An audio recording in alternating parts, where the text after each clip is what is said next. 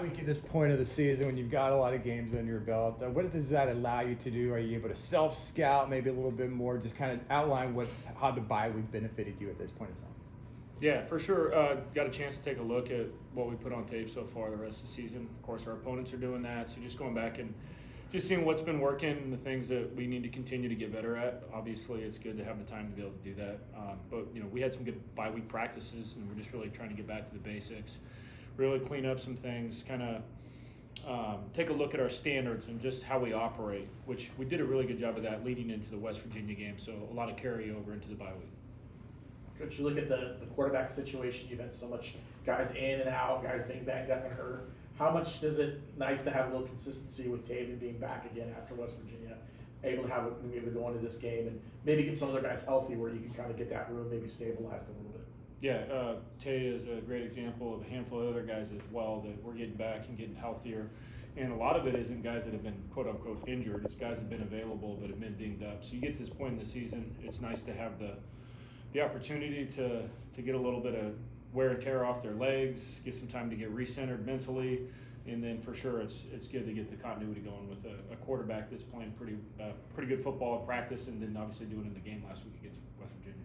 We just got done speaking with Coach Grinch, who's taken some blows on the defensive line that they've lost Sincere and Horace. Now, kind of for the running back room, we're going to be without Stacy, we're going to be without Tavian. He mentioned it's not going to be next man up mentality, it's more same man up, more volume. Is that kind of similar mindset going to apply for this running back room now that Miles and Jaden maybe is in more of a workload? Yeah, I think Coach Frost hit it right on the head then. Those guys, we've done our best at this point in the season to make sure that we have guys fresh for the fourth quarter when you need them. And, Stacy was a huge part of the relief package, if you will, as he's growing and getting better every day. It's just a bummer that we're going to lose him for some time. With that being said, there's always got to be a next man up mentality if we get to that, but really right now the reps just get reallocated around between the two backs that have been carrying them. Yeah, Chris Dahmer can't step up and make a couple of touchdown catches on fourth down. Yep. So how's his role kind of expanding both in the slot and on the perimeter, and how much do you think he can help you in these last 5 games? Yeah, it's just funny how it works sometimes where the ball finds you, and it just so happened there's a guy that's been doing everything right in practice and making those plays in practice, and we've been seeing it for multiple weeks, and then just sometimes it's the luck of the draw and sometimes it's by design, but he made the plays when he needed to make the plays. So in regards to how his role changes and packages changes, yeah, you keep it in mind when he was able to make the play when his team needed him to do it. So yeah, TBD. We'll see on Saturday what it looks like for CD. But he's a huge part of what we're trying to do. How important was a game like West Virginia to really get your offense going? Because we'd seen some struggles earlier on, and so how big was it to kind of get some momentum going in that West Virginia game, and how does that help you now go into Baylor? Yeah, when you have success like that, particularly the explosive plays, which we've been preaching, that helps confidence a ton. It makes just everyday life a lot easier when the confidence is there. It makes the next week of practice feel a lot better because the confidence is building. So that helps you get in a groove. It's funny, we talked about this as an offensive unit. We had some issues with these 18-play drives that equal almost no points. Sometimes a field goal, sometimes not scoring touchdowns. And I believe we had a 93-yard touchdown drive, maybe a 97-yard touchdown drive. Quote me, forgive me if I'm off on a couple. This was a couple weeks ago, and then for sure an 85-yard touchdown drive. Those weren't 20-play drives. Those were a handful of chunk plays and then the explosive play. So those explosive plays help confidence so much, and it makes it a whole lot easier when you're designing plays. You don't have to use 20 play calls up in one series. So good for the momentum moving forward 100%, and just good for the confidence overall. With the bye week coming just past the midpoint of the season, how much of the bye week did you use kind of doing some self-evaluation, and where do you feel like this offense has grown the most as you get ready for the kind of final kick of the season? Yeah, you get to this point in the season and you find out, okay, what are the core schemes, whether it's the pass or the run game, that have been working? What can our guys do well? And so we're able to identify a couple things that, okay, we know that we can execute these things for sure in the critical moment. But you also get to this point in the season and you have a Rolodex of things maybe you've installed along the way. And so what we want to make sure is okay, what complements this scheme with the other? What complements the run with the pass? So that's really where we lean into moving forward, is making sure that we're running an offense week in and week out that complements each other.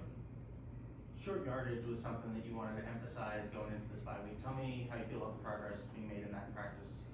Yeah, the tough thing about short yardage is you don't necessarily get a ton of reps in practice, just blood and guts, and that's really what it comes down to. So it's a mindset piece, and then the small details. So yeah, we spent some time on that. That falls right into the bucket of the self-evaluation, the self-scout. All right, what are the core runs that we need to be in those critical situations, and just taking a look at the personnel that's out there for those moments. So yeah, it was good to be able to have some time and an opportunity to really kind of hash those things out as a staff to really put our guys in a position to be more successful.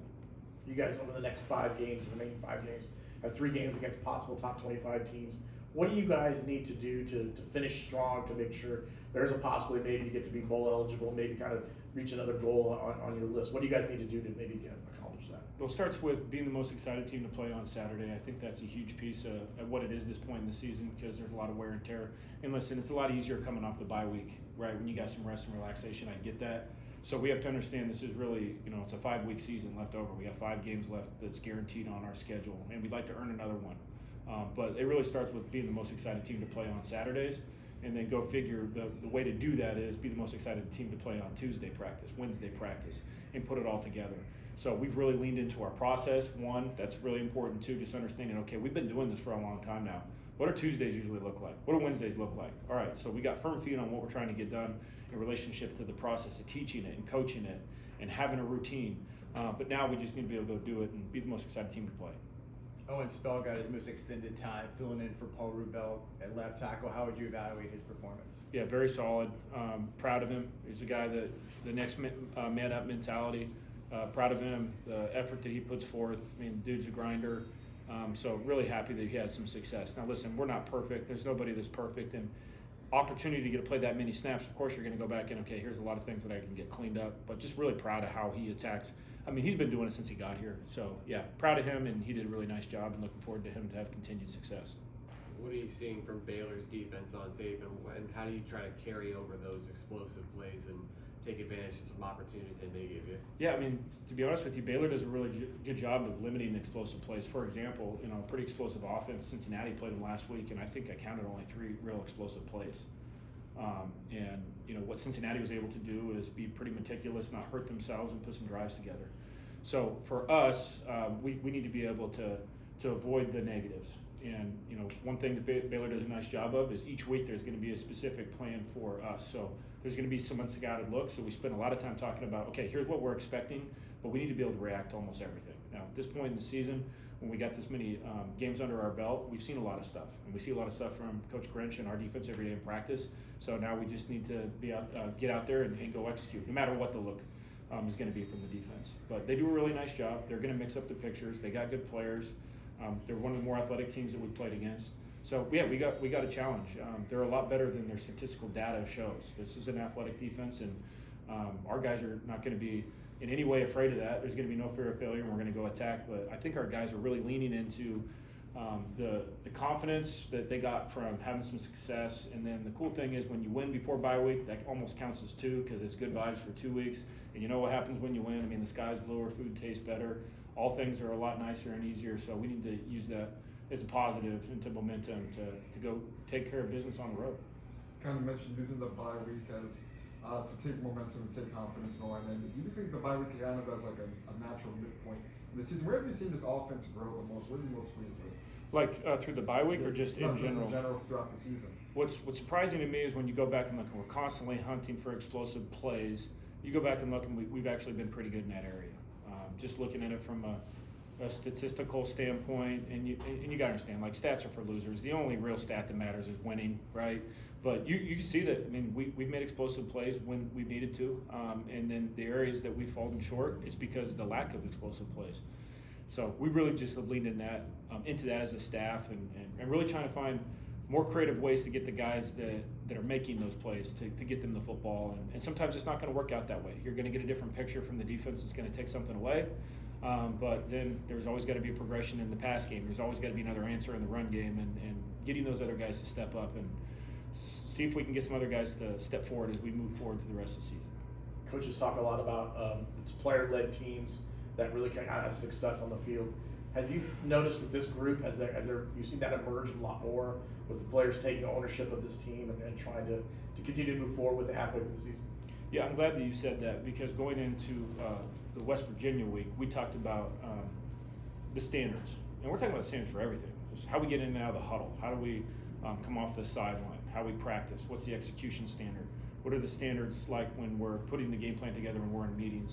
And we did talk to our guys about, okay, it's not the coaches that are going to get this done. We need you guys to do it. We need to spend more time as a staff just coaching the detail of the scheme, and the players, you guys can handle the standard. And I think our guys have really leaned into that. So it's not a surprise to me that when we took the field against West Virginia 2 weeks ago, that there was a different look in their eye. So exciting to see. A lot of times that's easy to do in home games and homecoming.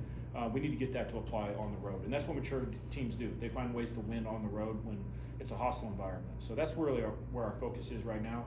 What do we got to do for the rest of the week to put this plan together? And then let's go do it. And doing it on the road is going to take some maturity. Just a couple more. Coach, what have you noticed about the development of the tight end room over the course of this season up to this point? Where have they kind of really improved for you? Well, I mean, the cool thing about our group is each one of those guys, as I've mentioned before, has different traits that make them special in different areas. What we've seen over the course of however many games that we've played now is some of those truths come to light in relationship to what guys are what they're good at.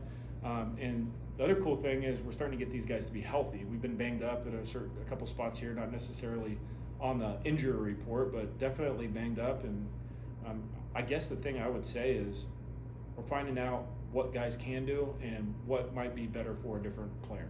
So that's us getting our personnel squared away, who's on the field at that time for specific plays. You mentioned the difficulties you've had on the road.